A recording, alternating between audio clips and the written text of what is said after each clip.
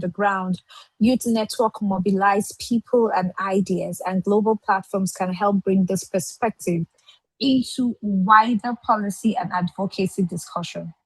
Through this coalition, we want to bring these different strengths together. The coalition connects alumni from different young scientific group cohorts, the World Food Forum chapters, research institutions, civil society, grassroots organizations, and youth led initiatives. We're already seeing the diversity within the coalition with contributions from Indonesia, Brazil, Hungary, Nigeria, Nepal, and they all include institutions for rural development and sustainability. At the same time, we want this coalition to remain open to collaboration rather than becoming an exclusive group.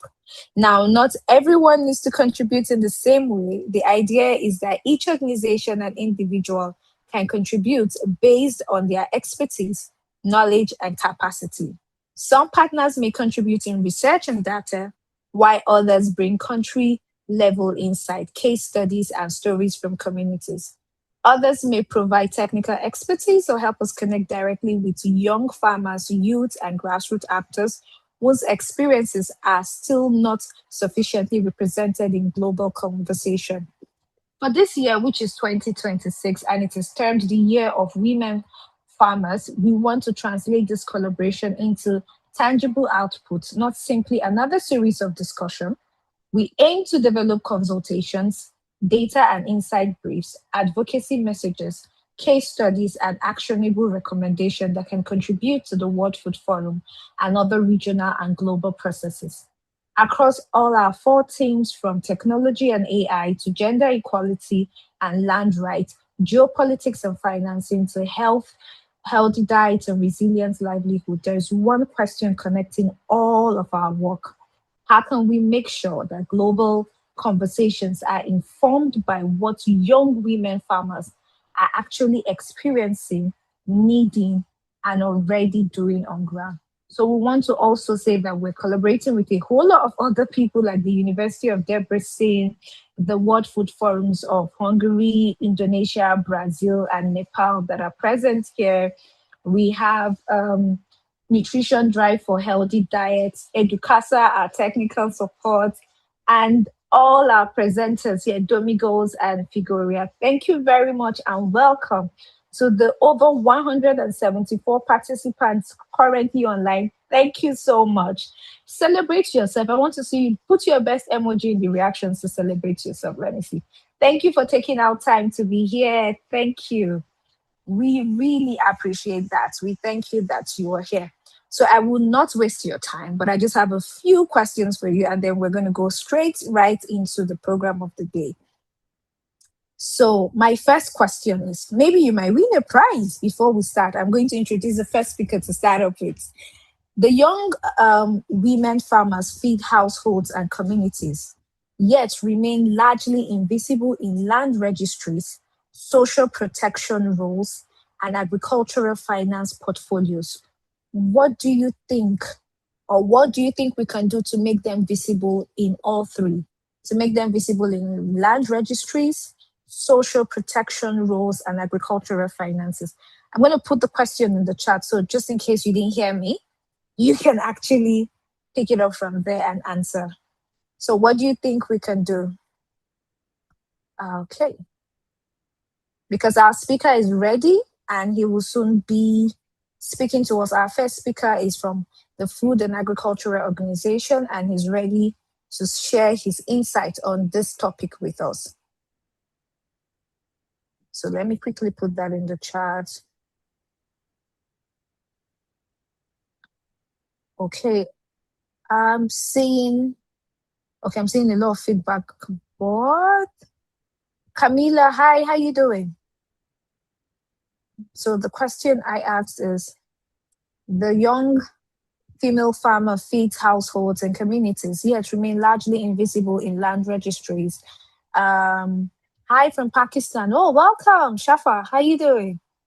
So this, you can be brooding about my question while I bring on the first speaker, and then I'll come back to it, definitely. So our first speaker for today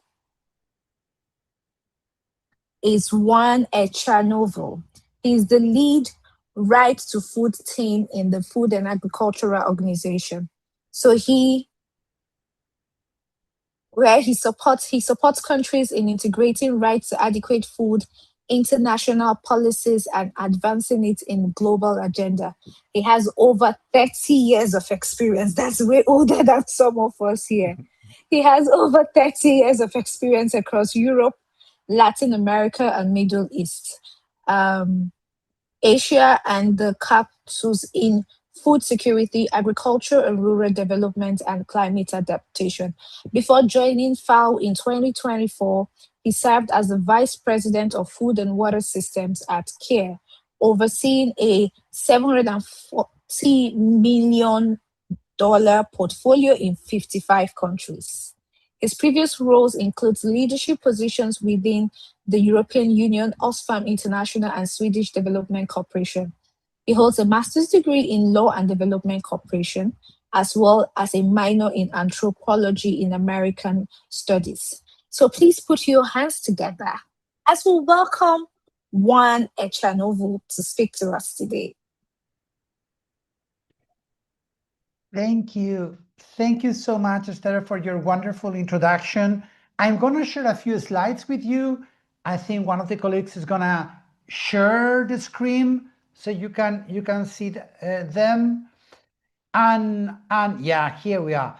And of course, good afternoon, good morning, maybe even good evening to some of you. And thank you very much for inviting me, representing FAO, to contribute to this super important discussion on geopolitics, trade, financing, and their implications for the right to food in general, specifically towards young women farmers. So we're going to discuss many issues.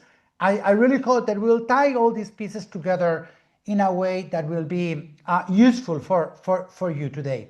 So if we go to the first slide, please.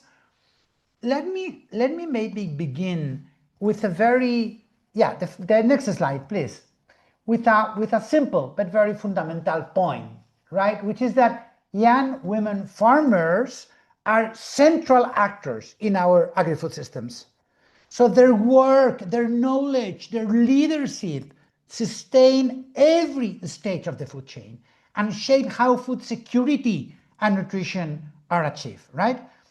But the system does not fully recognize them as decision makers, as Esther just said before me. So 2026, you know, that is the International Year of the Women Farmer. The year definitely gives us an opportunity to make women farmers more visible. But visibility is only the beginning. The real objective must be to translate this recognition into rights, policies, public budgets, investments, and that's what we are going to discuss today. So let me briefly describe the broader context in which this conversation is taking place.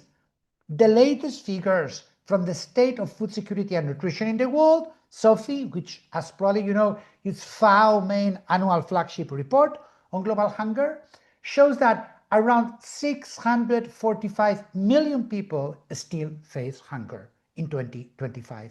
645 million people.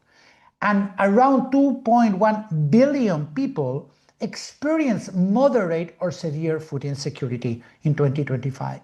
And almost 2.7 billion people were unable to afford a healthy diet.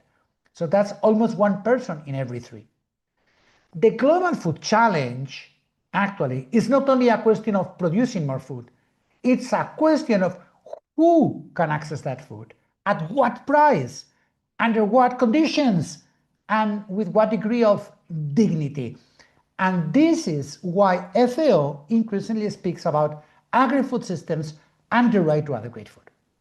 An agri-food system, as you know, includes the entire journey of the food, how it is produced, how it is processed, how it is stored, transported, sold, consumed, even disposed, right? It also includes the people, the institutions, the laws, the investments, the power relations, right, that shape the journey. So looking at the whole system can change the way we understand hunger. A country may have food available at the national level, while many households maybe remain unable to afford that food. Or a country may export successful agricultural commodities, while maybe the communities, the very communities producing those commodities, continue to experience food insecurity. So in short, production is essential, but production alone is not enough. If we move to the next slide, please. Because this is really where the right to adequate food becomes the golden thread connecting all these elements of our discussion. The right to food is a universal human right. It's not simply an aspiration. It's not, of course, it's not charity. It is a legally recognized principle in international law. The right to food means that every person, you, me, everyone, must have regular and permanent access to adequate food or to the means, right, necessary to obtain it. The right to food means that people must be able to feed themselves and their families in dignity. And this is the second time I'm using the word dignity. In fact, the most important word you should remember today after this presentation is precisely this one, dignity. And of course, for a young woman farmer, that may mean access to land or access to seeds. It may mean being legally recognized as a farmer, as Esther mentioned before. It may mean having a voice in a cooperative, or it may mean having access to responsive institutions if her right is denied. So the right to food provides us with a very clear framework. Food must be available. It must be physically and economically accessible. It must be safe, nutritious, and culturally acceptable. And access to food must be sustainable over time. So it's not only now, but for future generations. And this is very important. States have obligations. They have the obligation to respect. This means to respect the right to food, meaning that public policies should not deprive people of their existing access to food. States must protect the right to food, meaning that states should ensure that the actions of third parties, let's say companies, do not undermine people's access to land, to natural resources, to food. And also to fulfill, states might fulfill the right to food, meaning taking positive measures, adopting laws, adopting policies, investing, creating conditions in which people can feed themselves, right? If we move to the next slide, this framework that we just saw help us connect global decisions with local realities. Because today, agri-food systems, as we all know, are operating in a context of overlapping pressures, conflicts, geopolitical tensions, climate extremes, high levels of debt that many countries are facing, also reduced development and humanitarian aid, disruptions in energy, disruptions in fertilized markets, and so on. And these pressures move rapidly through the system. So a geopolitical disruption can increase the price of energy or fertilizer, and this raises production and transportation costs. And those costs move through processing, storage, retail. So food prices rise, farmer margins are reduced, and households change what they buy and eat because they have the need to adapt that to their reduced budget. So SOFI 2026 shows that the activities taking place after the farm gate account for between 70 or 75% of the price paid by consumers. And processing, logistics, and wholesale alone represent 40% of the final cost of the food that we eat. And this is very important for nutritious food, for perishable foods, for fruits, vegetables, because these are the foods that become less accessible when markets are disrupted. Next slide, please. Because, of course, we need to talk about gender, because these shocks that I just described are not gender neutral. Women account for more than 40% of the global agri-food system workforce, but they remain more concentrated in informal and in lower paid forms of work. 80% of the countries from which data are available, according to FAO, women in 80% of the countries, women have lower ownership of secure land rights. compared to men. Women also face greater constraints in accessing credit, accessing water, accessing extension services, decision-making spaces. And young women often experience an additional burden of exclusion, an additional layer. They may face barriers related both to their gender and related to their age. For instance, they may work on family land without owning it, or they may produce and sell food without being formally registered, right? If we go to the next slide, we'll talk a little bit about trade. Trade is a fundamental component of food security. We cannot deny that because it allows food to move from surplus areas to deficit areas. It can increase, therefore, the availability of food and can help diversifying diets. But trade can also, by the way, create opportunities for producers. But trade policies also have distributional effects. They create opportunities, yes, for some groups, but also expose others to greater competition or to price volatility or to new market standards. So from a right to food perspective, the question is not whether trade is good or bad.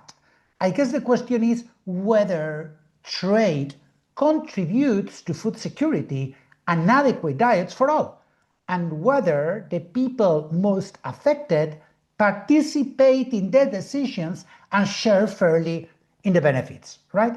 So let me add that keeping food and agricultural input markets open is very important, especially during crisis.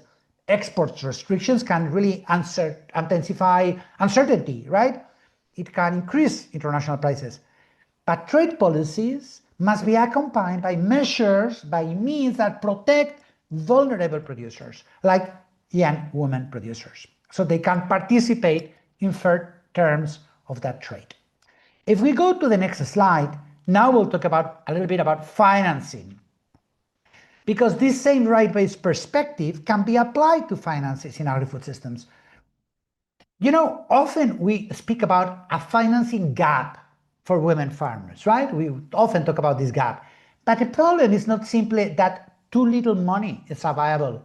The way I look into it is the way finance is designed and how can itself also produce exclusion. Some examples. For instance, a bank may require a land title as collateral, but the land may be registered at the name of the woman's father or brother or husband. A financial institution may also require a formal credit history, but maybe the young woman farmer may have worked for years in an informal family enterprise, for instance, without ever having a bank account in her own name. So we should stop asking only how women can adapt themselves to existing financial systems. We must ask how financial systems can be adapted to women realities. And this means combining different instruments. This may include grants for new enterprises. This may include, guarantees that reduce collateral requirements, or credit schemes which are connected to producer organizations, or insurance products adapted to the needs of women farmers, etc. It also means linking agriculture finance and social protection. And social protection is not separate from productive investment. It can help households to manage risks or avoid distressed sales of land, of livestock.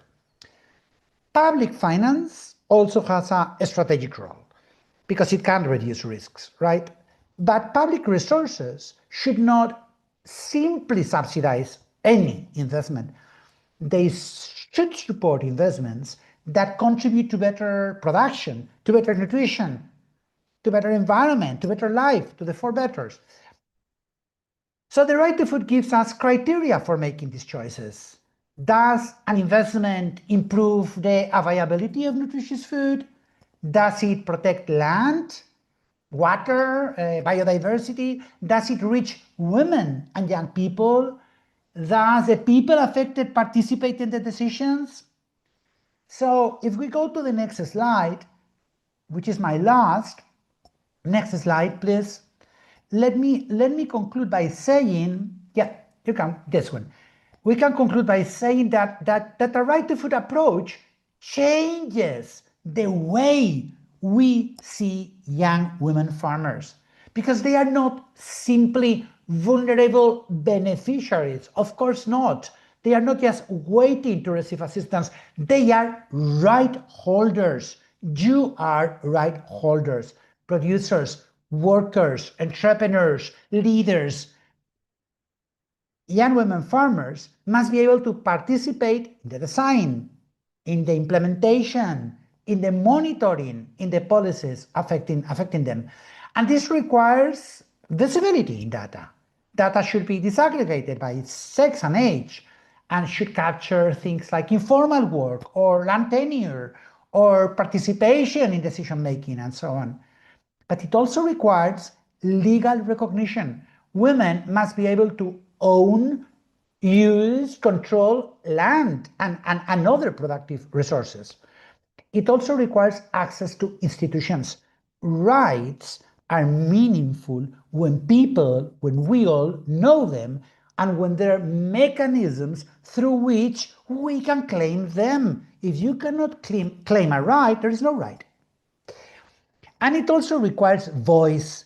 Young women farmers should not only be consulted after policies have been designed, they should be helped they should be part of the process of defining priorities from the very beginning. You know, FAO, the Food and Agriculture Organizations of UN, we estimate that closing this gender gap in farm productivity and the wage gap in agricultural employment could increase global GDP by nearly $1 trillion US and reduce the number of food insecure people by 45 million. But even this strong economic argument is not the whole argument. If we should invest in young women farmers, and I know we have many young women farmers joining us today, it's not only because doing so increases productivity. We should do it because equal access to adequate food, to productive resources, to economic opportunities is a matter of human rights. So let me conclude with one very central message. The current global context, of course, is very complex. Geopolitical tensions, these trade disruptions, these financial constraints are very real, but their consequences are not predetermined. They depend on the choices we make, about policies, about institutions, about investments. So the right to food helps us make those choices coherently. It connects the global with the local. It connects trade with equity. It connects investment with accountability. So if we use the right to food as the common framework, young women farmers like you will be recognized as right holders and as central actors in the transformation of the food systems. And that transformation will not only benefit women farmers, it will contribute to more efficient, more inclusive, more resilient, and more sustainable agri-food systems for everyone. So thank you very much. And in the last and final slide, if you can go to the next slide, you can see the link to get some of the free e-learning FAO trainings that we have online. They are really very useful, and you can get much further insights on the right to food and what it means for farmers. So thank you very much. Thank you so very much, Juan. That was really insightful. Thank you very much.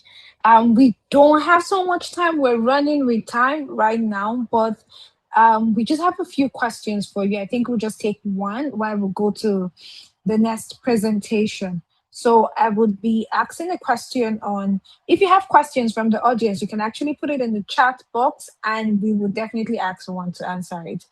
But I have a question I'd like you to address, which is on finance. Financing is often described as a gap for young women farmers, but the barrier appears structural. No collateral without land titles, no credit history without formal registration, no de-risking instruments designed for their skill. Which of these binds hardest? Like, which of them is the hardest, and what has actually been worked to help loosen it and make it more accessible, to make finance more accessible to young women farmers.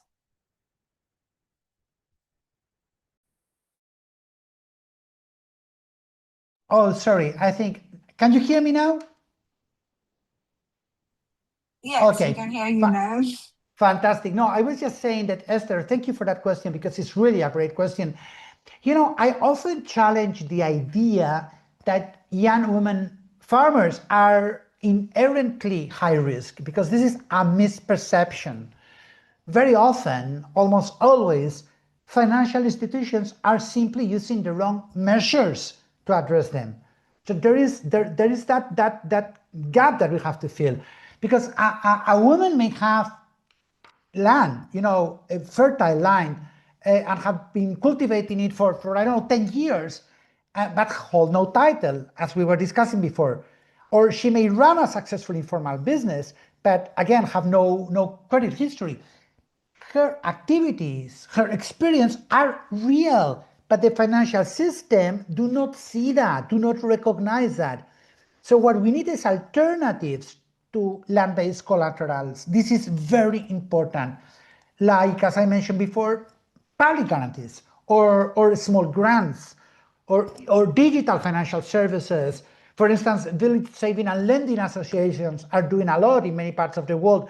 In Tanzania, for example, group-based financing have been helping rural women to overcome collateral constraints in many regards. And there are many other examples from other countries. But as I mentioned in the presentation, finance cannot work in isolation. So that's the other important thing. Credit, of course, without secure access to land, but also without extension services or even means to ensure childcare and providing other services to women, if those other elements are not in place, you know, they may leave a woman with debt, but without the conditions needed to succeed. So we should not only ask how much financing reaches young women, we must ask on what terms and who controls it, and whether this is conducive to the right to food. I would put it that way. Thank you. Thank you so much. I do have a lot more questions, but because of time, maybe what I can do or what we can do is we can compile them and then ask you during the general Q&A section, or we can send them as an email and then you reply and send back to us. But thank you so very much, Juan. Thank you so very much for being here today and for answering our questions. Thank you very much. Please, can we celebrate Juan? Can we give him a nice emoji to say thank you? If you enjoyed this section, put something in the chat or react with an emoji saying thank you, we love you, thank you for sharing your insights with us. Thank you so very much, Juan. Without wasting time, we'll be jumping in to the next discussion, which is on land rights, gender equity, social protection, and the right to food. And this will be taken by Dr. Natalie Maidi de Souza. Forgive me if I murdered your name, Dr. Natalie. I'm very sorry about that. She will be taking us on this topic. So please welcome Dr. Natalie. Good morning, everyone. Please let me know if you are listening to me.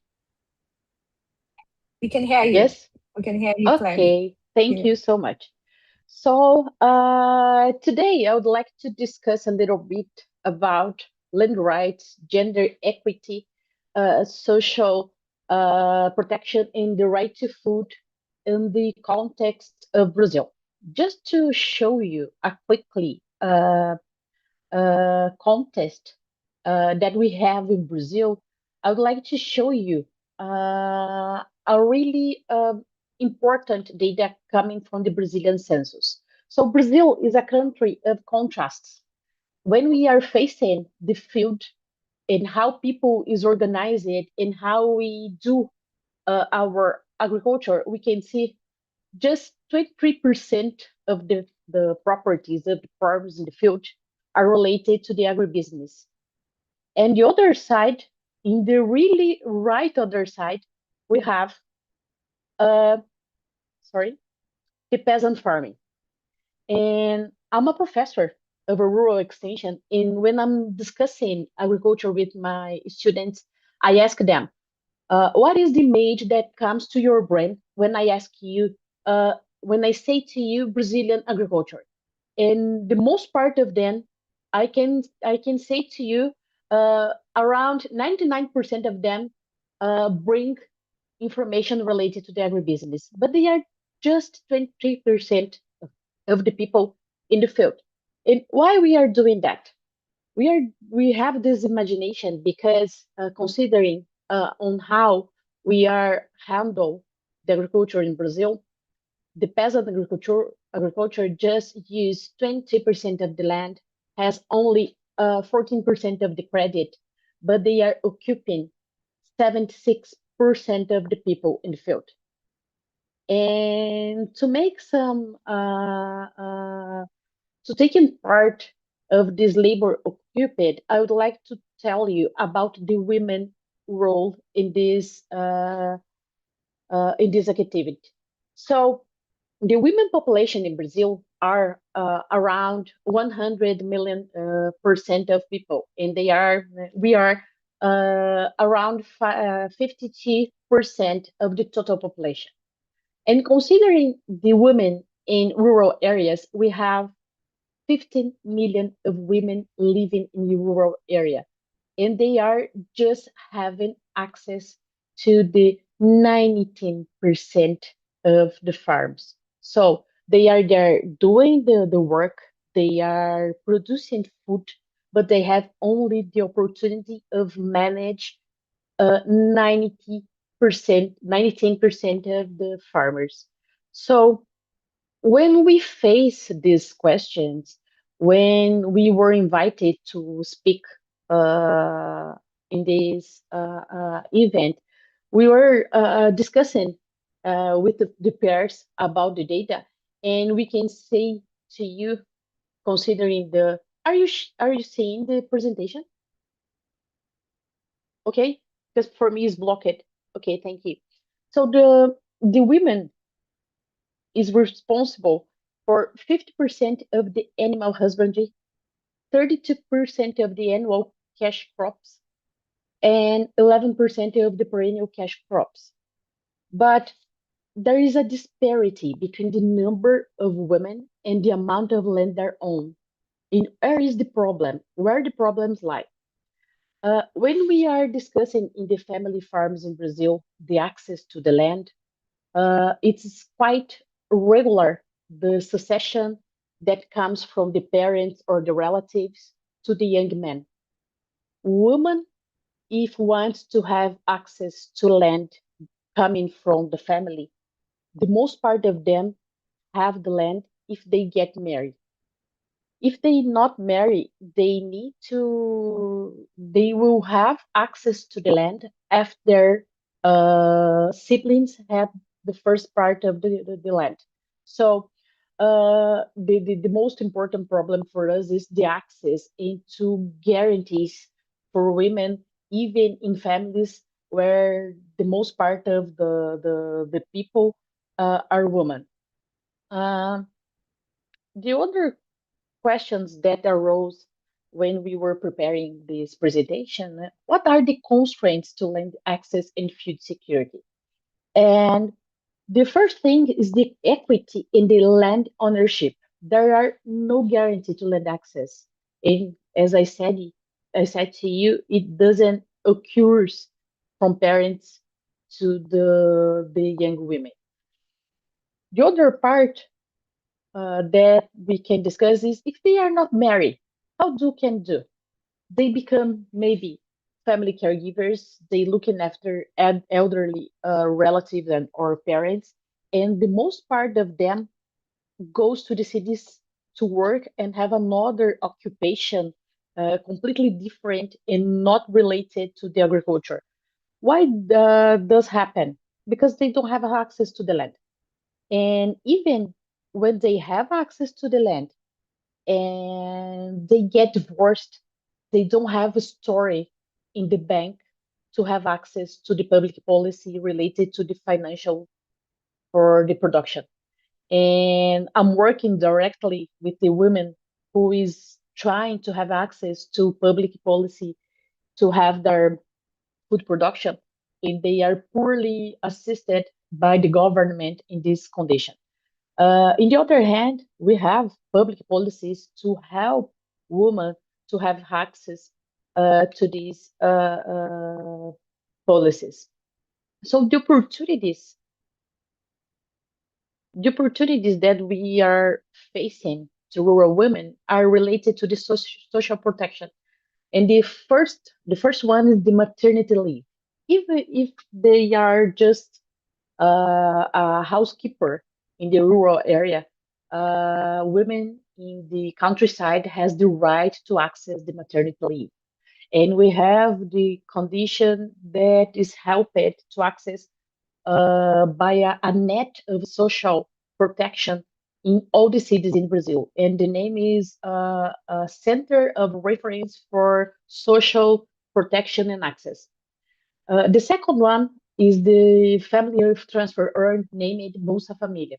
We have this public policy for over 20 years, and it was improved from the start on 2005 until today. And all the people who has a low income can access the Bolsa Família policy. The other thing is related to the school meals. And the school meals have a two-hand opportunity for women. The first one is that their children that goes to school have access to the school meal. But if she is growing in vegetables, she can sell it to the government by a public policy named National Program of School Feeding that I'll show you some data in the end of this presentation. Uh, the third one that is really important is a low-income electricity and water tariffs. How does it work? The women need to go to the city center and send some documentation to the government, and they will select that people who has the low income proof, and they can access even a zero tariff related to electricity and water. And related to the legal protection, we have a really important law in Brazil, and maybe it was on Monday we completed 20 years of this law, and the name is Maria da Penha law. It was a really important woman in Brazil that suffered an injury by its husband, and we discussed it for 5 years, and now we have a law to protect women against feminicide. So we have the typification. We have a type of a crime that measure the prosecution of the men that cause injury in women. So it's a really important legal protection to women in Brazil. Related to the agrarian public policies, we can talk about the national program of strengthening smallholder farming. We have 9 categories, and specifically for women, we have the PRONAF woman, where the women can access this policy and have discount in the interest tax with the bank. What is the problem to access this type of credit? As I told you in the first part of the presentation, if the woman doesn't have a bank account, and even if she is not sharing the decision with her husband, she doesn't have a story to tell the bank. She can go and she has the ability of cropping and even to pay the wage she has the bank. So this is the problem, the story. So the most important part of we are doing in the field to save people, they need to have the story. We are saying to women, go to the bank and sit just beside your husband and take part in the decision, and let the bank know you are the person who is driving the production system, who is taking decision. So if there is any problem related to the family, she can go She can keep producing, and there's no problem with the financial part. The second one is the National School Feeding Program, where at least 45% of the food that were bought come from the peasant farming. So there are many modalities, and women have an opportunity of selling part of her production to the government. The third one is the PAA, is the program of food acquisition, and we have two modalities where women has the opportunity of sending food and seeds. So if she's a person who loves to grow, not even food, but even seeds, flowers, another type of crops she can sell to the government, and the government is buying a lot of these seeds and food to distribute in the parts of Brazil that we have dry season, even in the northeastern of the country. We have a lot of problem, and we are passing by the El Nino climate problem in this semester. So the government is starting to buy it to distribute to the people even this month. Um, and what are the opportunity for us in the rural extension to adaptation of diversified production systems and facing the resilience to the climate change, and support to social organization in markets, because we are living in the countryside, just really far from the city center. And to sell the production, women must be organized in cooperatives and association. So we have some public policies to improve this organization and to give the opportunity of selling these in the city centers. But it must be made under the solidarity economy context, because we don't have enough quantity of production to fight against the big uh, retailers in the city centers. And just approaching the end of this presentation, what is our role to help to improve the access to land, to access to the opportunity to grow their own food and even sell part of the production? The first one is to vote in people who ask to address women issues. Women are really underrepresented in the politics.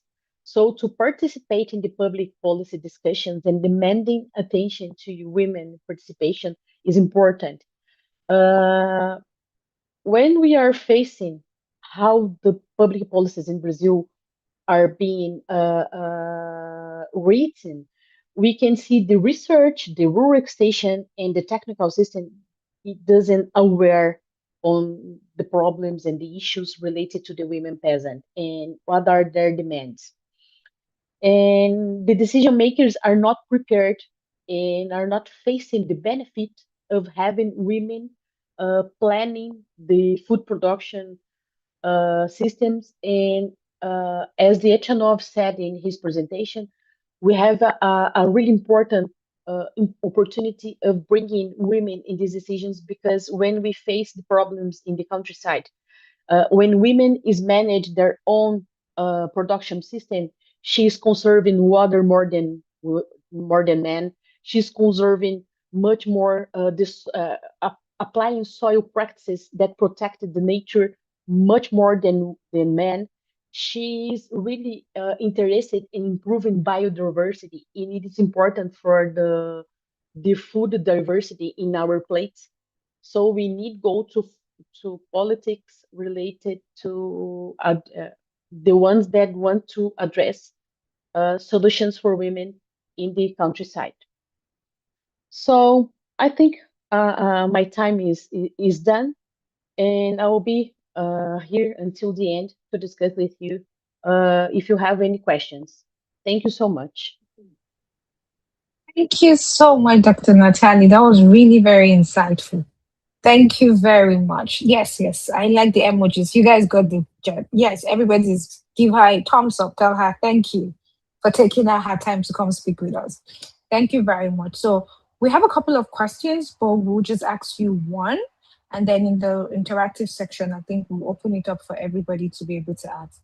So from what I learned from your presentation, we seem to have like something that has worked in Brazil, like a case study of Brazil, which was your presentation. So drawing from your wealth of experience and then what has worked in Brazil, what would you urge? What is the good practice? What are the good things that has worked that you can urge policymakers to adopt from Brazil? That's my question.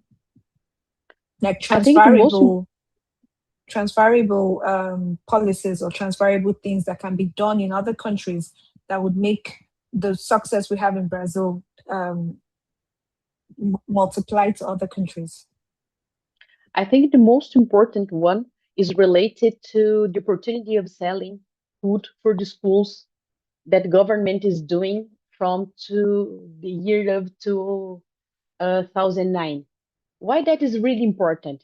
Because in every country, kids must go to the school, in the early ages. So if they go to school, they have their own food there and have food security related in the school.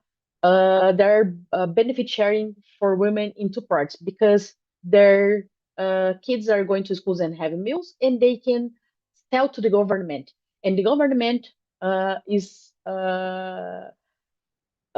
having given the right to women to sell the production and has the right to receive money from the government, and the earnings are really competitive and even better than selling to the big retailers in the city centers. So I think the most important one is related to the school meals.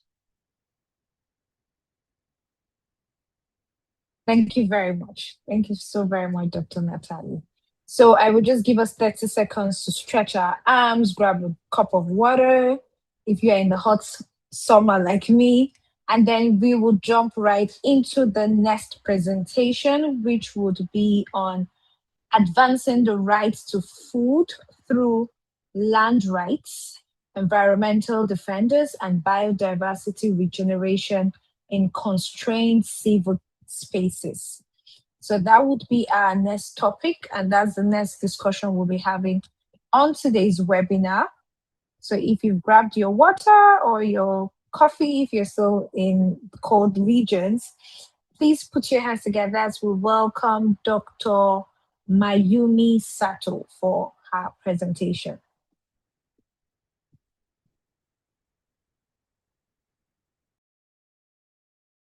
So Dr. Mayumi Sato is a researcher whose work focuses on global environmental justice and grassroots pursuits for ecological sovereignty across the global south.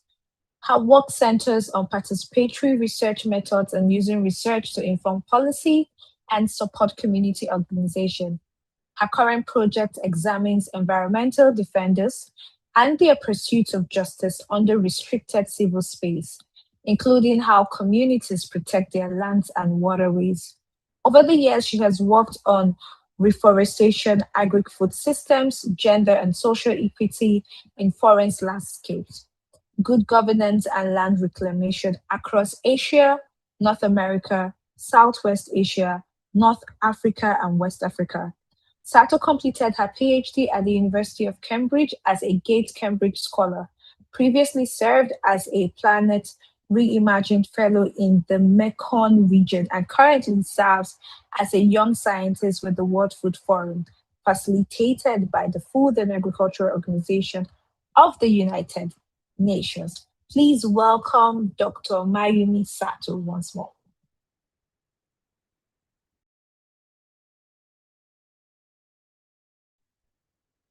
Hi, Esther. Thank you so much, and nice to meet everyone. I don't have a presentation, so I think I'm free to go straight away to the question.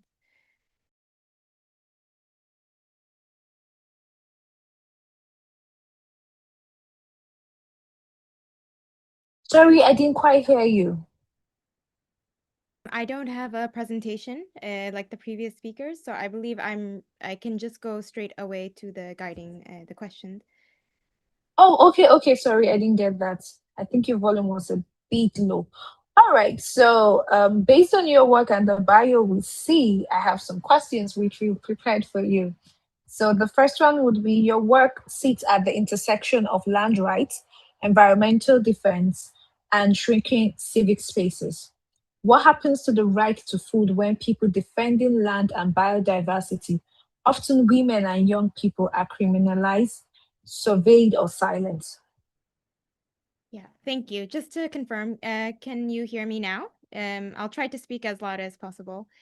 Yeah, thank you so much. So, as you mentioned, I'm part of the Young Scientist group, also with Isnawati in the World Food Forum. And also, this work is working with the FAO, where we've been adding in building upon a wide body of literature, which really looks at the roles and contributions of women farmers in agri-food systems. And what we often find is that young people and women, and young women in particular, are often overlooked in their roles, but also their contributions. So they're not given the same level of access or opportunities along the value chain, whether that's access to seeds that's been mentioned, farming technologies, access to formal education, or labor market opportunities. So this we can already see how marginalized communities, in particular young women, are already disadvantaged when it comes to their relationship with the lands. Specifically, with my research background, I focus on the concept of the environmental defender. So those who are critically protecting our ecosystems or restoring it.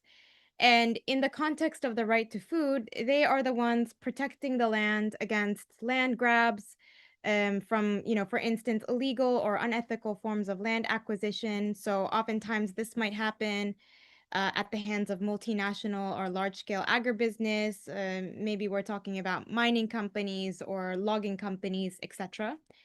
And with the environmental defenders, they protect the land against these land grabs, and they are ensuring and advocating for the rightful place of our local communities to continue and stay on their land. So, farming, maybe in their forest communities or coastal communities, among other ecosystems.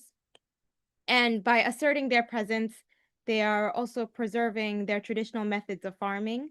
So, with the women environmental defenders who I have worked with, they've really been placing emphasis on harvesting local and indigenous seeds, resisting the threat of monocultures that often come with large scale industrial single crop farming. So, here we see their role in critically preserving biodiversity, but also local food systems. So, going back to your question, what we see is that when environmental defenders, especially marginalized women, are in constrained civic spaces, right, whether they're surveilled or silenced or criminalized, this severely undermines the right to food.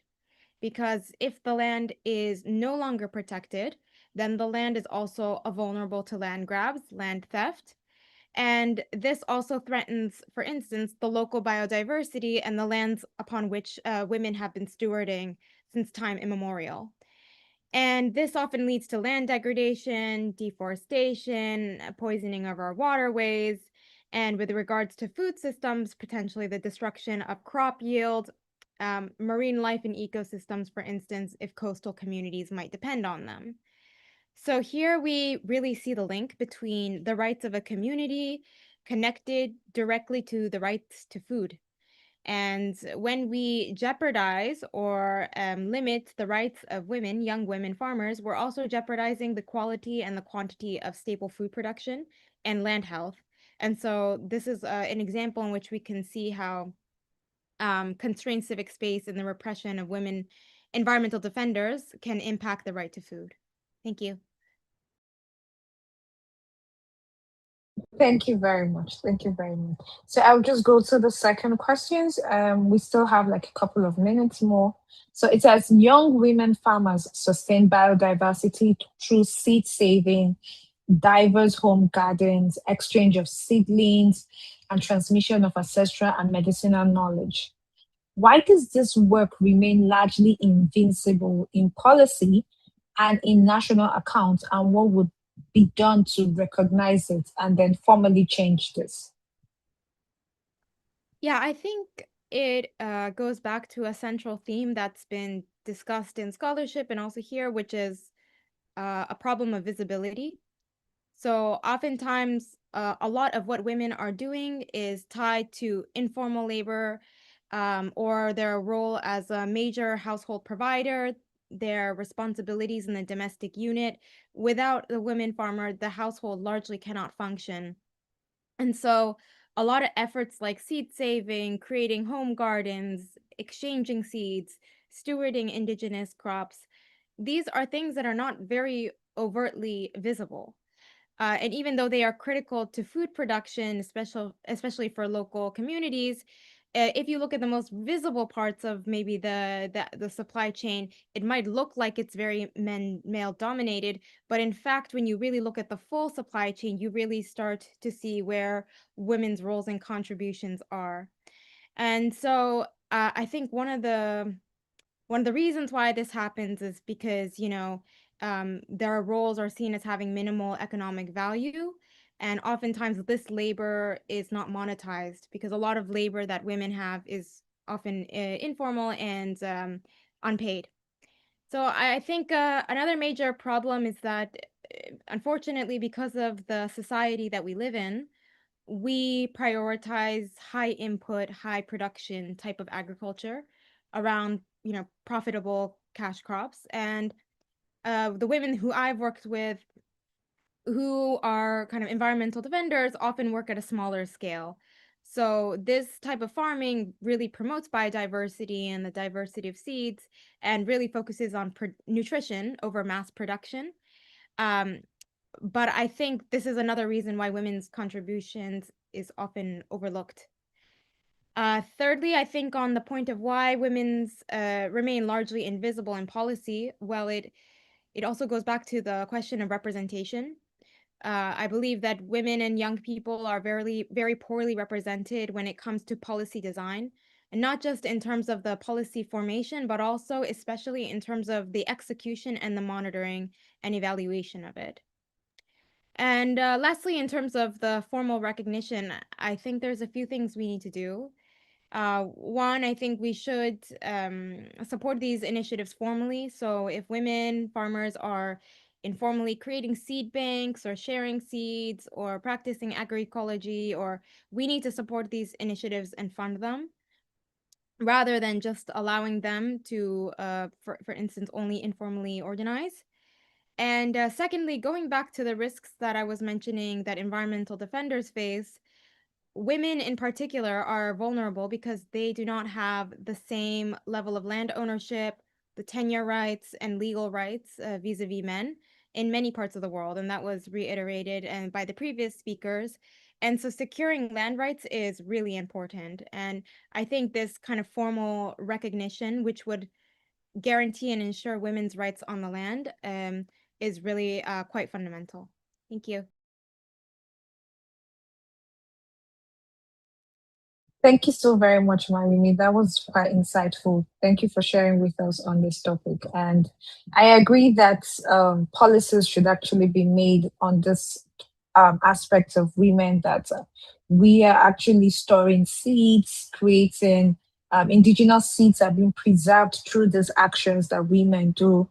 And it should also be part of policies centered around agriculture as well. So thank you very much for your time, and thank you for speaking to us today. So moving ahead, our next topic would be on youth leadership and women empowerment for advancing the right to food and food systems transformation. And that will be taken by Isnawanti Hidaya.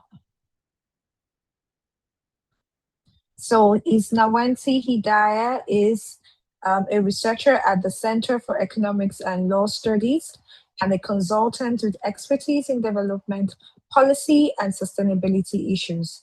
She's currently completing a joint PhD under the Department of Economics and Law at the Sapienza University of Rome and the Department of Public Health and primary care at Leiden University Medical Center. She earned her master's degree in international development studies, specializing in economic development from Wageningen University and research.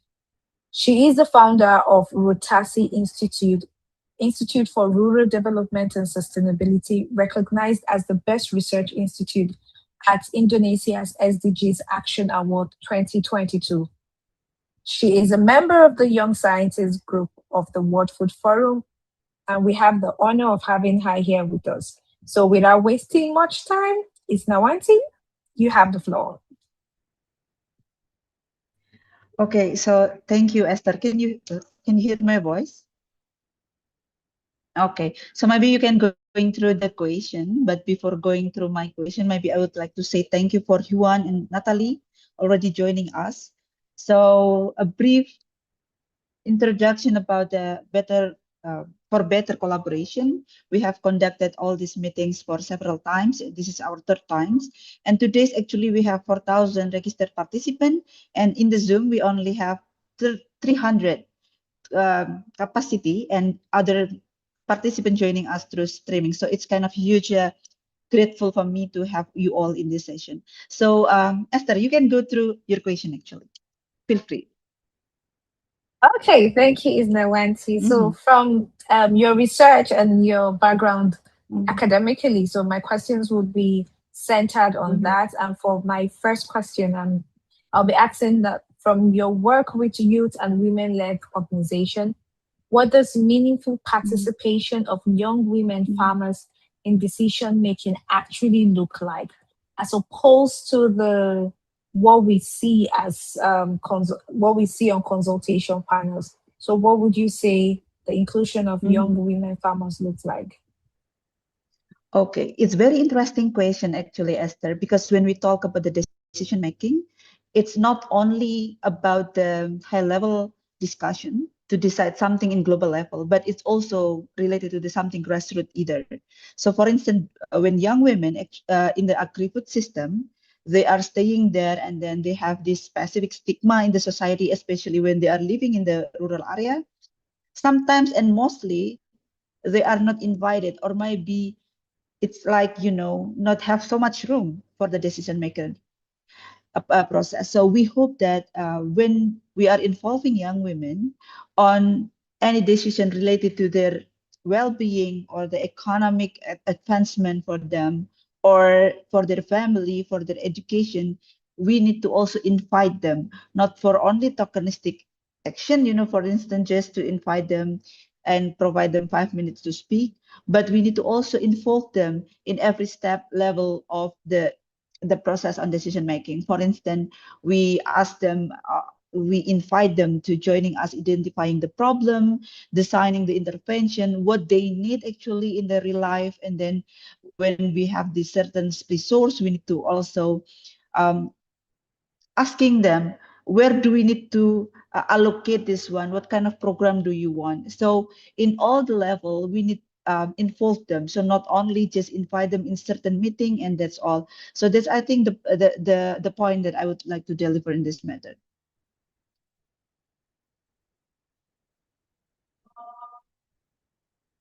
Okay, I'll just be following up with that. What conditions have to be in place before a young woman farmer can speak in a room like this one? And what can be done that it creates an avenue for young women farmers to be able to speak in rooms like this? Okay, so in our current status quo, I mean, it's not easy because we still have, cultural barriers. We have this society stigma and something like that. So what we did actually with my friends and with the For Better Global Coalition, we try to, make the collective voices. So we invite all the members from the grassroots, and then we give them the room to just express themselves, to joining this event. For instance, they can share their knowledge.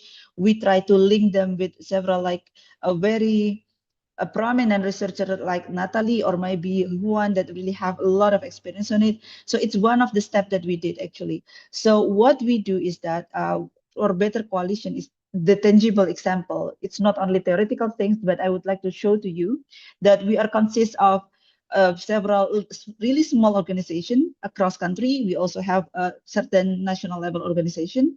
But what we would like to do is that we make this collective action.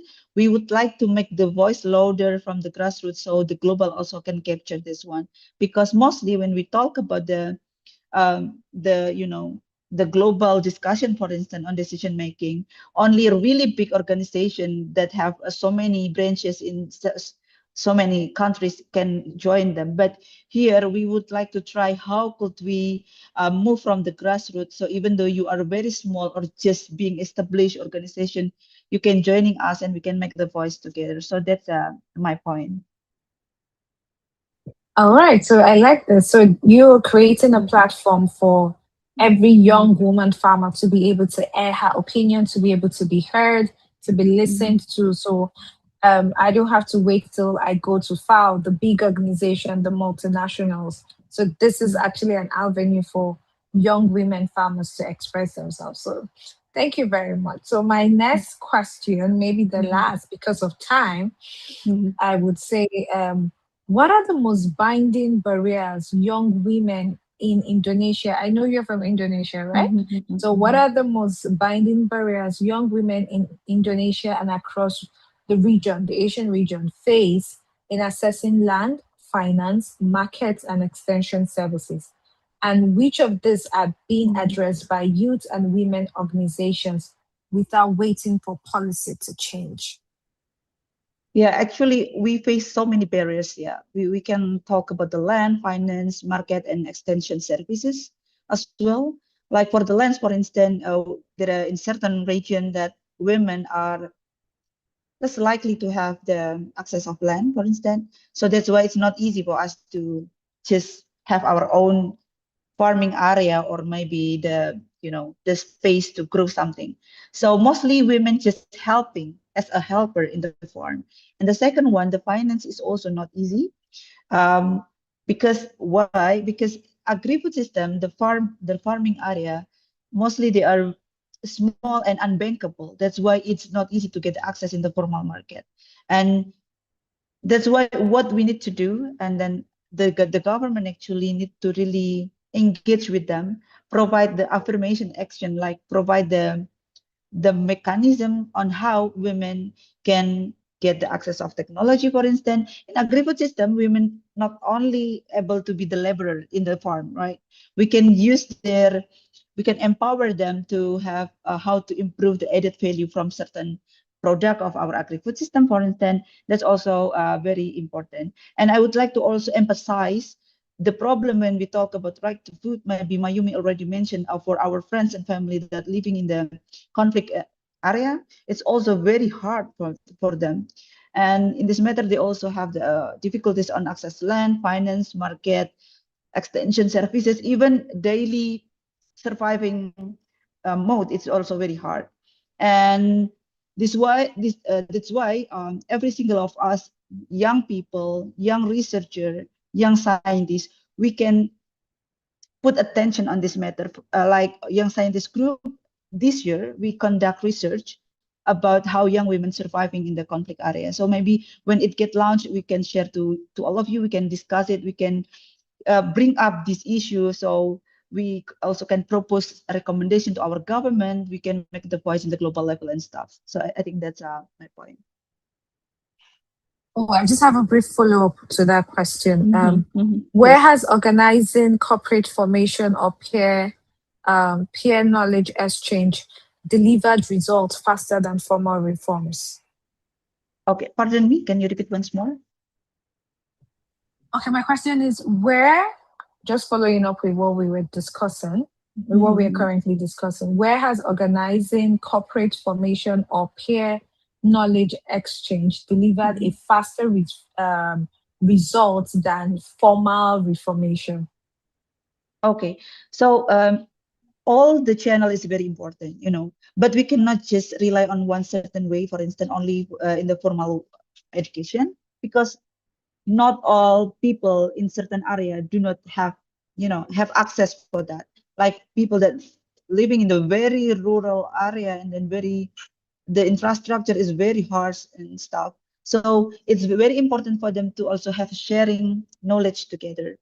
That's why the government need to also think about how to provide knowledge according to the target that we have. Like Yuan already provided us with a lot of really good knowledge products, right?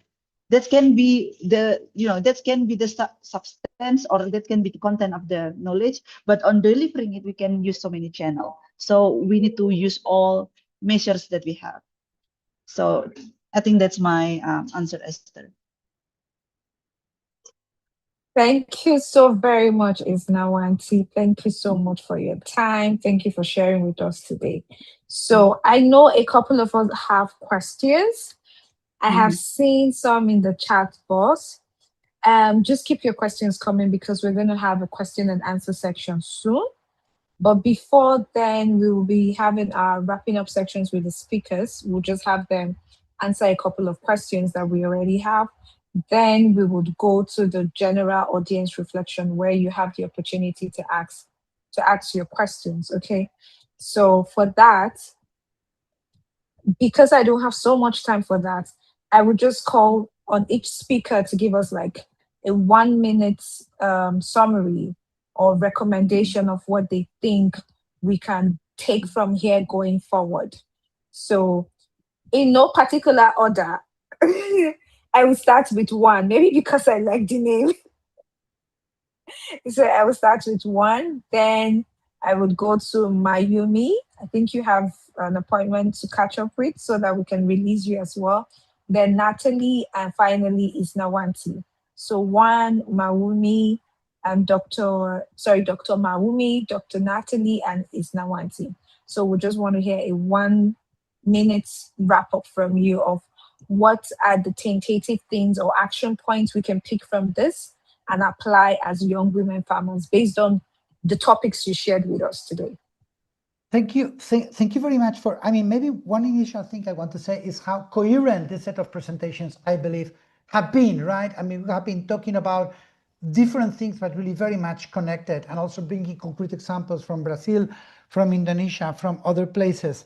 I think one keyword here is visibility. We talk about it. It's not that much only the issues, it's how we deal with them, right? And how we bring this right to food lens, this human rights-based approach. So to me, one important element is for every woman farmer, for every farmer, for every person to, beyond your day-to-day activities, see yourself as an activist, in the sense that in your daily work, by cultivating the land, or by being a researcher, or by doing whatever you are doing in the agri-food system, you have the possibility, the power, the agency. Actually, you have the dignity to make a difference. So a lot of this has to do with visibility.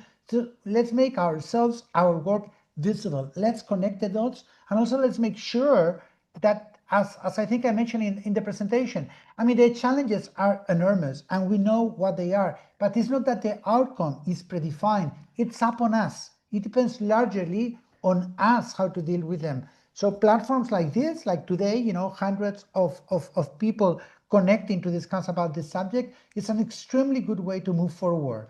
Connect with others, rely on your own agency, and always, bring this lens of dignity, of human rights.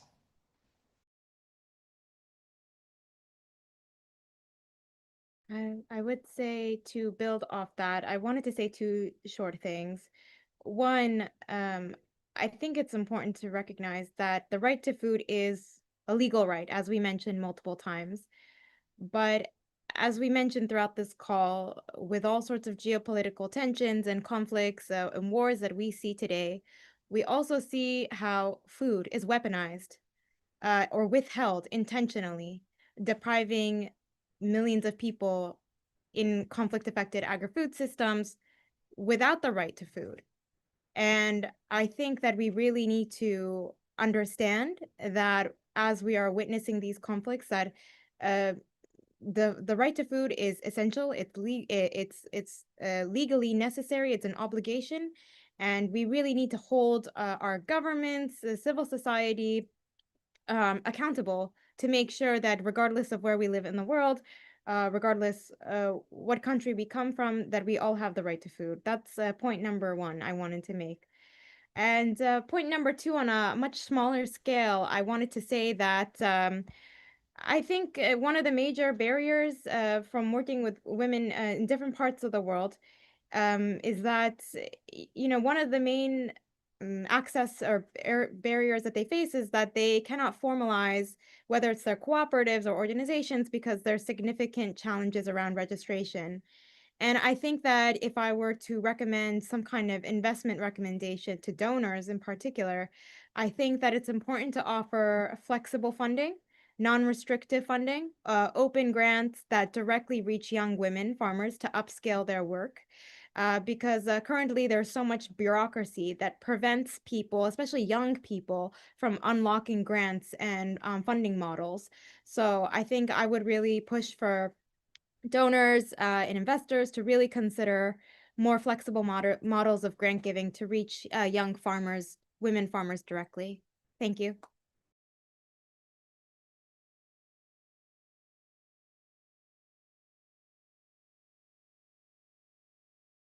So, Dr. Natalie?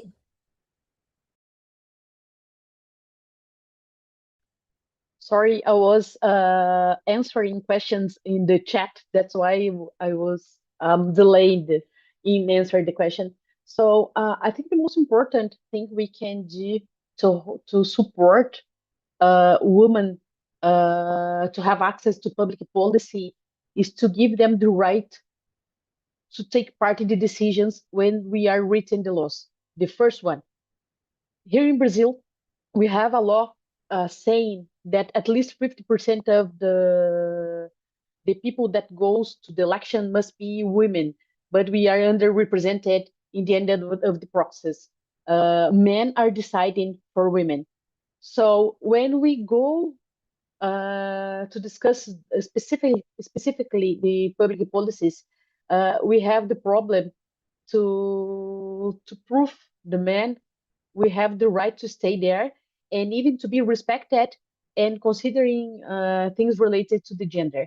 That's why I was answering questions in the chat and saying, people, the first thing we need to do is the right to selling the food to the government, because it's not gender sensitive, but women has this opportunity and to raise money, to have a story in the bank, and after that to access more public funds to build a really meaningful life. I think these two steps is really important. Thank you, Dr. Natalie. And finally, is Nawanti. Yeah. Okay, I have a bit. Okay, so for me, young women is very capable, So what we need to do is support them, provide them with the access of equal for land, for finance, for market, for skills, for instance, or maybe the digital access, something like that. Because women is just very capable. When we give them, tools, they can make it work. And then when we talk about the grassroots movement, or when we would like to empower women for the right for food, for the access, when they can grow their own food, they can just live with the, proper food security in their life. What we need to do is to support them, to have this leadership, to make the ecosystem and environment so they can grow, not sporadically, but in collective action. I always bring this one because when young women stand by themselves, it can be very, hardly accessed by the government. The government will see it's only as a very small problem in the country. But when we make collective action, we work together, we make the voice louder, we can get more attention for the government so they can do something to support us, to support the young women. So I think the main point that I would like to deliver is that to support the leadership of women, then to support the collective action to empower the women itself. So thank you so much, Esther. Thank you very much. Thank you so very much, Isnawamsi, and thank you to all our speakers. Can we please celebrate all our speakers today? Let's say thank you to them. Let's say thank you with our favorite emoji. Yes, thank you, thank you, thank you so much. So this is the time we've all been waiting for, whereby the audience can be able to ask their questions. We already have like a couple of questions in the chat box, so we will start with that. And if we have more time, we will take more questions. So I have a question here. The first one I have here says, I'm thinking maybe it's to one, but any of the speakers can actually take it. It says, what role can government and development organizations play in reducing financial barriers for young women entering the agricultural sector? So what role can government and development organizations play in reducing the financial barrier for young women entering the agricultural sector? No, thank you very much for that. And I may start with the government part of it, right? I mean, there was a time, not that many years ago, as you mentioned before, of course, I am older than much of the audience here. So I remember that in virtually every country of the world, there were agriculture development banks or rural development banks that were giving lending to farmers, women farmers, young farmers, farmers in general, rural populations on more concessional grounds. And the logic behind was that agriculture, it's not just a marketable thing, a pure commodity. Food is not just a commodity. There are elements in food which are public goods. So it was in the interest of the state, in the interest of the society at large, to make sure that farmers could access finance.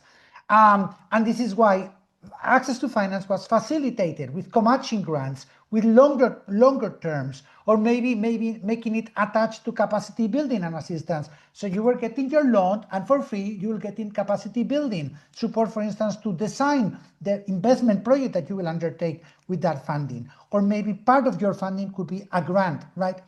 The irony is that during the structural adjustment in the 80s, in the 90s, and the consequent reduction, shrink of the state, and we still see that, there is this misperception that the state have no role to play in terms of facilitating access to finance, right? But the irony here is that in the global north, in places like in Europe, agricultural activities are extremely subsidized by governments, by the state, by the European Union, for instance, not only with loans, but with grants, with subsidies of all kinds.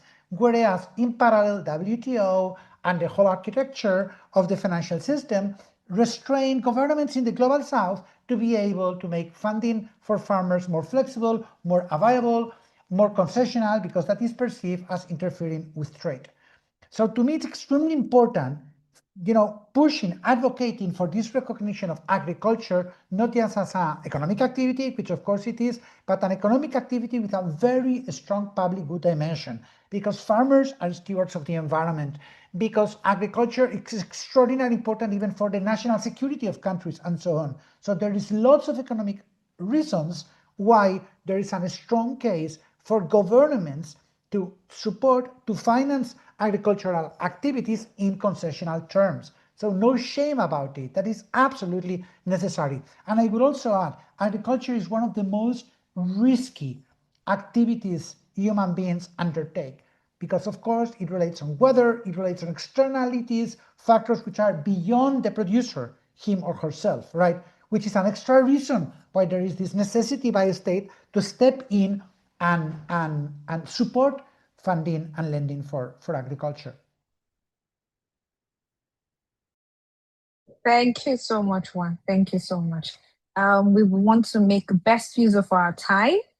I have, I think I would just take one question from the audience each for each of the speakers because of the time we have left. So Dr. Mayumi, you have two questions, but let's go with one of them. Okay, this says how much reduction in CO2 and CH4 ethane emission can be achieved through the implementation of AWD in organic rice fields. I don't know if that relates to you, but the person addressed it to you. Okay, perfect. All right, I haven't. Or does any of the speaker want to take that, or I should go to the next question?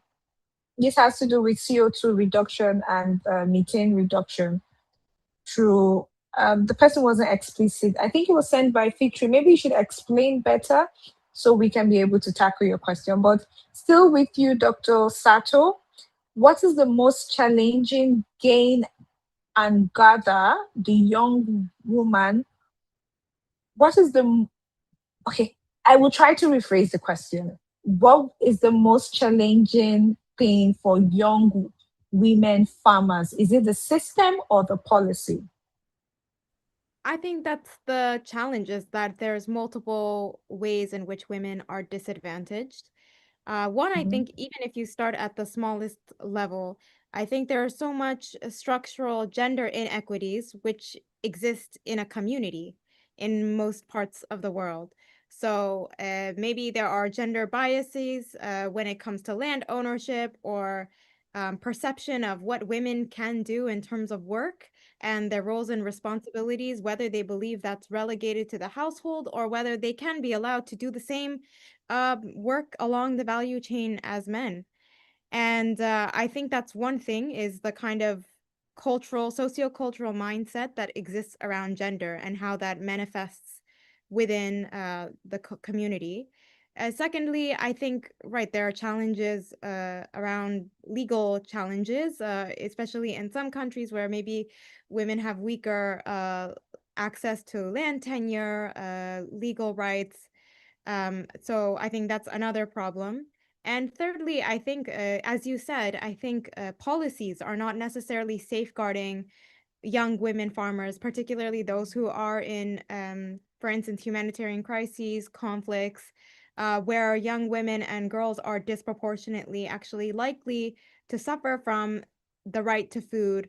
They are prevented from having the right to food and also are more likely to experience acute malnutrition and become food insecure during these times. And so I think in these circumstances, there aren't really safeguards in policy making to make sure that women and girls are protected and have access to social protection mechanisms. So I think it's a multi-pronged answer. And this is what is so challenging, is that women are disadvantaged in so many ways, not just financially, and not just in policy, but also through sociocultural norms, with internal community dynamics, etc. Thank you. Thank you so much. Thank you very much. I think this question will be for Dr. Natalie.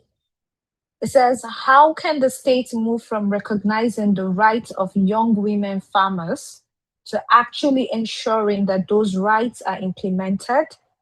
That's part one of the question. And the second part says, and which existing models have proven successful? How can the state move from recognizing the rights of young women farmers to actually ensuring that those rights are implemented, and which existing models have proven successful? I think the first thing is to give money to fund projects with universities and institutions of research and rural extension to collect this data and to show it in a separately as we are doing the census. Because in the census, in the Brazilian census, we have a rough collection of data, and we are implementing a new one this year. Every 10 years, we have a census in the countryside in Brazil. And in this year, we are starting a new census. So we don't have the segmented, we don't have splitted the data to analyze. So I think the first thing is to give money to the people who is aware of this condition, to have access to the data and to collect it. And I think the most important part of it, as the social movements like landless movement in Brazil is really strong social movement in the field. It has completed 40 years last year, and is doing a really good work, giving the women the opportunity to be recognized by their work. We have almost 500 farmers just beside of the university, where we are helping them to have access to certified organic food certification. So the most part of the people we are talking every day are women, and they are going to the government, they are making decisions, but it's just part of the Brazil. We are doing that in the southern of Brazil, and it's important because we are really close to the social movement in the field. And I think to bring the social movement is important to arise the importance of the women in the countryside. Okay, thank you very much. So we have answers to all the questions from the audience today. Thank you to over 99 plus 100 plus 300 people that have joined us today and have registered. My last question would be to Isnawanti before we'll do the closing remarks. You have a fan in the audience. Somebody is fancying your research, and the person is asking you, can you share with us about your latest research related to women entrepreneurship to empower themselves in the agri-food system? Yeah, thank you so much for the question. So actually, me and my team conduct kind of research that just published like a couple weeks ago. It's about how women, including young women, when they are being entrepreneur and then living in the agri-food system or relying their life in the agri-food system, and how the digitalization and ICT intervention can help them. So the finding is very important and very interesting actually, because we found that when we talk about agri-food system, it's something that very comprehensive and very huge. It's not only farming in the field, right? We also talk about the fishery and then forestry and others. And we found that in each kind of sectors, every women have their specific role, and the ICT intervention also give different kind of, correlation to their livelihood and also economic outcome in the household level. So what I want to talk to you is that when the government would like to make kind of any policy, or when we want to advocate to the young women or women in agri-food system, we need to know who the one that would like to be the beneficiary or be the partner or the one that we would like to engage with, because we cannot use one size fit all approach. It has to be very tailor made, and it has to be very relevant with what kind of sector that they are working. So I think this is the big picture of the research, but I can share with you later on about that link, and you can read by yourself and discuss with me separately. Thank you, Esther. Thank you so much. Thank you so much. This has been very insightful to us. But before we go, I want us to do something. You know, when Juan was talking, when he was addressing his question, he said something that one of the major problem we have about recognizing women farmers and their role is visibility, which is people don't know what you're doing as a young woman farmer. If you don't know the person, then there's no way you can get like funding or grants. So I just want to do something. This is outside what we plan to do. It's Nawanti. I hope I have your permission. I know that most of us are on social media, and from the comments in the chat, I'm seeing how do we connect? How do we continue the conversation? How do we do this? How do we do that? So I'm going to be making my closing remark, but I want over 300 persons here that have joined us to do one thing while we do that. In the chat box, put in your most active social media handles so that we can also connect and ask you questions. It's Nawanti. I want to see your LinkedIn handle so I can connect with you and ask you further questions. Dr. Sato, I want to ask you questions about Cambridge. Yes, you did your studies, one of your studies there. So I would like to connect with you and ask you questions.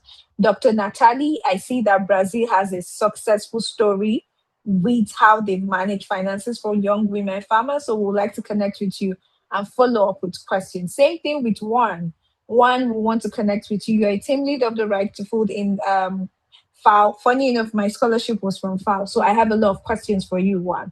And I've also been trying the e-learning platform. So in the comment section, in the chat box, put in your LinkedIn handle so that all of us can connect.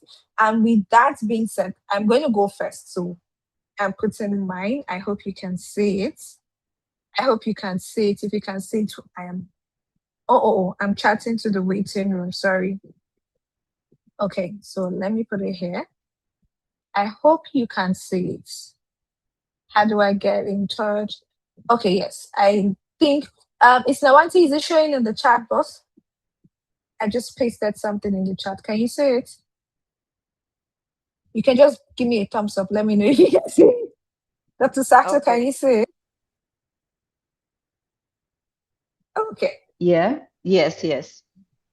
All right. So with that being said, first of all, I want to sincerely thank all our guest speakers for taking out their valuable time and sharing their experience and knowledge with us.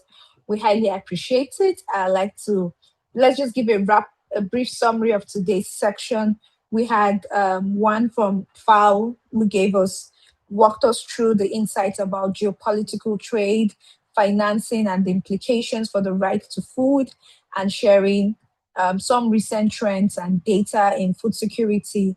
It was a very insightful and meaningful section with you, Juan. We want to say thank you once more. Thank you very much. And we also want to say thank you to Dr. Natalie that shared with us on the current status of Brazil with land rights, gender equity, social protection, and rights to food.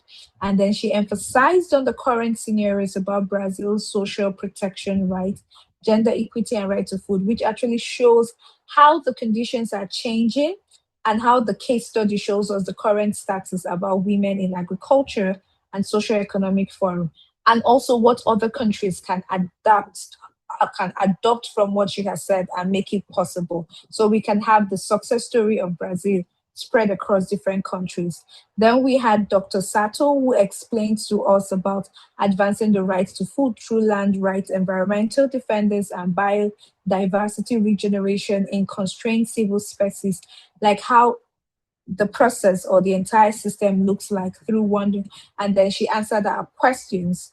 We also want to thank you. And then we also had Isnawanti who shared with us as well. We also want to thank you, the audience, for your questions that you've posed to our speakers today.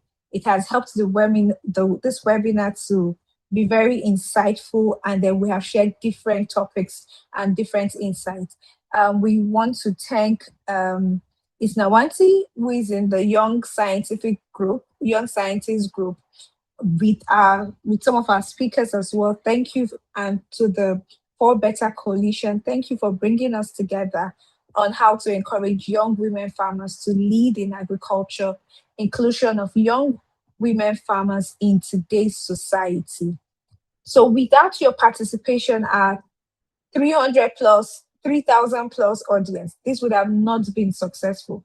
We want to say a big thank you. And to our organizers, you've done a wonderful job. Thank you to the team. Thank you to Educasa. Thank you for Better Coalition and all the stakeholders and the World Food Forum chapters, Nepal, Indonesia, Hungary. Thank you all for joining us today. Thank you so very much. In the chat box, we already put how you can get your certificate of attendance. You can click the link there and you would get your certificate of attendance for today's section. So without further ado, I am Idogo Esther, your moderator for today. Thank you very much for joining us, and we're looking forward to having all of you join us in our next section. You can subscribe to our newsletter so that you don't miss our next webinar, and you will be present for another insightful event. You can also subscribe to Educasa as well. So with that being said, officially we bring this webinar to an end. Thank you so very much to our wonderful speakers, Isnawanti, Dr. Natalie, Juan, Dr. Sato. It was very insightful. Thank you very much for joining us. Thank you, everyone.